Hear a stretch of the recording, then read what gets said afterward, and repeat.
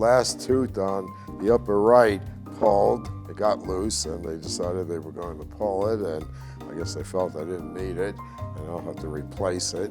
Hi guys, sorry I'm Wow. late. Hey. I was at the beach. Sorry I'm late, guys. I was at the beach. You're at the beach. What were you doing? Gunnison Beach? What do you think I was doing at the beach? I don't know. Beaching. Beaching, looking at the girls.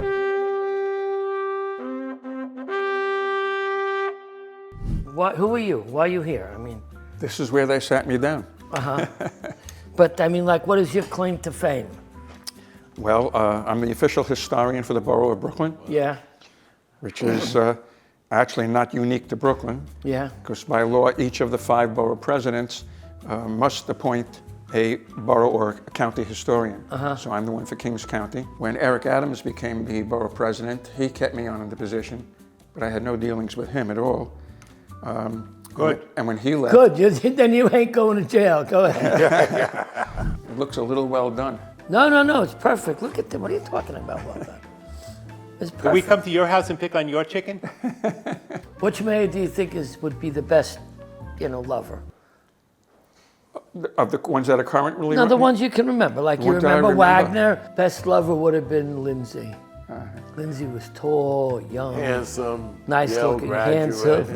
Yeah. But he you know, was- the guys who look like that, they don't put any effort into it. You were going to tell us how we got stuck with Williamsburg here in Brooklyn. Williamsburg started in 1802. All right, it was a farming community. Will I eat the chicken? Yeah, I need some utensils. What was the sexiest decade in Brooklyn history? Sexiest? I don't Yes. know. The sexiest? That is not part of Brooklyn history. That's just a wild question. It's 75 to 85. Because I hit puberty in 75. Oh, because Yeah. he got Why puberty would- in there. And he had to go to the Bronx to get laid. If you could deport one Brooklyn neighborhood to Staten Island, which would it be? Deport one Brooklyn neighborhood. Right.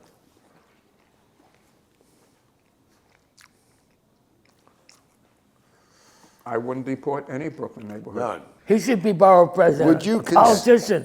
Every neighbor has positives and negatives. No. You say you're not a politician, but you keep dodging the question. How did Williamsburg wind up part of Brooklyn? Well, someone got waylaid with another question. Okay, how did Williamsburg become part of Brooklyn? First of all, Brooklyn was separate, and originally, 6 different villages or towns. 5 were Dutch, 1 was English. The English town was Gravesend. And in 1802, a gentleman, I forget his name, he purchased about 13 acres of farmland on the Brooklyn side, on the Kings County side. And he wanted to establish a new village, a new town. The guy that bought the land, he owned a ferry service that traveled from the New York or Manhattan side to the Brooklyn side. And he purchased 13 acres of farmland. And he wanted to establish a new village, a new town. And he hired a surveyor, a map maker, to map out this new village for him. And he said, if you do this and map it out and do a very good job, I'm going to name this town after you, okay? The guy that mapped it out, his name was Jonathan Williams, okay? Williamsburg. Williamsburg. Who was Jonathan Williams? He was Benjamin Franklin's great-grandson. Oh, really? Oh. Yes. But that's fine. That's Williamsburg. How did it get stuck onto Brooklyn? Okay. Well, Williamsburg was right by the East River. It still is. And Yeah, it became hasn't moved. a very industrial area. In fact, at the turn of the century, not this century, but 1800, at the turn of the century, the late 1800s, Brooklyn, just Brooklyn, had 45 beer breweries. Most of them, not all, but most, were along the East River. Williamsburg, Bushwick, and a little in Greenpoint as well. And Brooklyn had shipping piers, mostly in the Greenpoint side. In fact, if you go into Greenpoint today, there are 2 streets. One is Java Street, and one is India Street. And those get the names because the ships would come from the Far East, from India, bringing the spices, okay, and would dock on the Brooklyn docks, on the Brooklyn side. And Java is coffee, which brought coffee beans, which was processed here. In fact, Brooklyn products ended up in the Midwest. How could Williamsburg be part of anything but Brooklyn? Okay, this is what happened. As the industrial area of Williamsburg grew, okay, and a lot of residential areas were developed for the workers that were working in the industries there, okay? And by 1851, the village of Williamsburg had 35,000 people. And the town father petitioned Albany, the state capital, for a charter to become a city. And it was granted. So Williamsburg became a city. Well, by 1854, late 1854, it turned out that the mayor of Williamsburg was corrupt. Not much has changed in politics. No, it sure today, right? hasn't.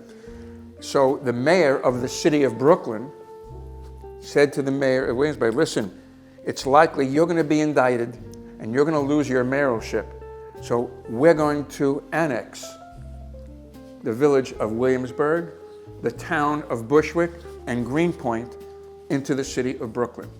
And that was done in 1855. Okay. Now, the original spelling of Williamsburg was with the letter H at the end. The H was dropped. I don't know why, but it was dropped when Williamsburg became part of the city of Brooklyn in 1855. I'll try and stump you. A historical thing in New York about Franklin D. Roosevelt, Brooklyn, about FDR. Well, he came to Brooklyn College when it was dedicated in the 1930s. Correct. What do you know about FDR besides that about Brooklyn? Okay, FDR. I will stump you. Okay, I've been stumped. The first underground command post, you know, we have all over the country for the Yes, president, sure. was under Brooklyn College. After the war started, the railroad tracks, you know, the Long Island Sure. Railroad, Roosevelt would use that when he went from Washington up to Hyde Park. That was one of the routes. It went through Queens into the Hellgate Bridge up north. They were worried at the time, after when the war started in '42, that if he was on the train going and coming from Washington to Hyde Park, if something happened, they couldn't do anything. So they built underneath one of the buildings of Brooklyn College, where it is now, the first underground command post. So if you walk down right by the tracks on, I'm going to say 25th or 26th Street East, there's a ramp, a concrete ramp. Why would it be there? That's where the train would have landed. They wheeled him off it underneath the building. He did visit it once, but he never actually used it. Now we want to get down to stuff that people, care about. Would you rather sleep in a bed full of pigeons or rats? Pigeons or rats? Yeah, which one? Pigeons. Rats or roaches? Roaches. I can sweat Mice or mosquitoes? Mice or mosquitoes? Mosquitoes. Christy Brinkley or Raquel Welch? Raquel Welch. Boy, he jumped at that. What is the origin of the bacon, egg, and cheese sandwich? Don't say you blame the Jews, because that one's not on us. No. I don't know what the origin, the bacon, egg, and cheese sandwich. I've never no seen this. Buttered rolls. We sell buttered rolls. I was sitting in San Francisco one day having breakfast. I glanced over at the table, and the guy takes the eggs and he puts it on the roll, and bottom top, cuts it in half. I just about fell out of my chair. Rate your favorite cemeteries in New York? My favorite would be Greenwood Cemetery. Oh. I mean, Evergreen, Cypress Hills, these are magnificent. The architecture, the history of the famous and the infamous that are buried in those cemeteries. I wouldn't want to be buried somewhere where there's people said, well, I know John's dead, but there's a much more interesting person over here. Let's go look at his grave. Years ago, I'm going to tell you, we had a machine in New York. We had Tammany Hall. Sure. Okay, Carmine DeSapio. There was order to politics in New York. There was just smoke-filled rooms. You know, who should we put up? And now we have all these primaries and stuff. But I've always wanted to be hopeful about New York. We have had some great mayors in this city. The current one certainly hasn't been a great mayor. Eric Adams, he sucks. And the guy before him didn't do a lick of work, de Blasio. It was the best yet to come for New Yorkers. Is it on an upward trajectory or stagnant? You know, it is what it is. Well, I have to be optimistic and think that Brooklyn will get better. It's not terrible now. No, not It's at just, all. it always can get better. You always have to be optimistic that things can improve better. Let's put it this way, let's see what happens in the next mayoral election. I'm hoping things will get better. But this thing that Adams has started with the city of yes, where filling almost every empty space you can, and even where there isn't an empty space, where people can use their backyards to build a rentable space. People are not going to give up their private property for that. His program is called the City of Yes. I can tell you where that started. Mr. Mayor, would you take a bribe? Yes. I'll show you how I used to walk down the street in Guys, Brooklyn. it's been fun. It's been torture as usual. You know. If you're interested in a walking tour, my email is brooklynremembered@aol.com. Brooklyn is abbreviated. It's BKLYN remembered@aol.com. And my name is Ron Schweiger, and I'm left with a piece of chicken here. Thanks for listening.